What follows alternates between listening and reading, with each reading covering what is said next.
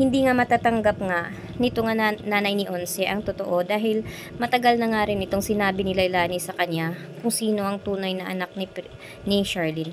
Kaya ngayon ay napapatunayan na niya na akala niya ay biro-biro nga raw ito ni Lailani.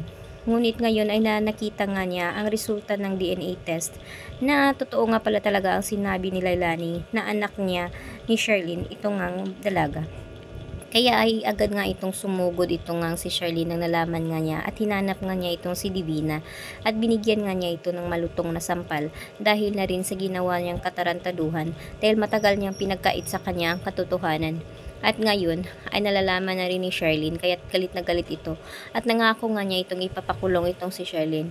Subalit agad naman itong lumayas itong ang si Divina dahil na rin ay takot nga siyang bumalik na naman sa kulungan. Kaya gagawin niya ang lahat upang sa gayon ay makatakas na naman siya. Dahil alam niyang baka hindi na siya makalabas sa kulungan, oras niya ay pakukulong na naman siya ni Charlene. Kaya ngayon ay naisipan na niyang tumakas at kumuha na nga ng tiket at pumunta ng ibang bansa.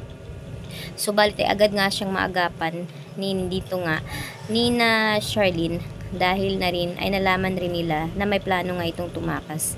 Kaya naman ay inunahan nga na nila ito para umano hindi na naman ito makatakas at kailangan niyang pagbayaran ang ginawa nga niyang kasalanan dito sa kanyang pamilya at lalong-lalo na kay Princess dahil awang-awa nga siya nito sa kanyang anak dahil hindi man lang niya ito nabigyan ng magandang buhay dahil nga kay Divina. Kaya sa ngayon nga ay bibigyan umano niya ng nararapat na buhay itong kay si Princess dahil ito nga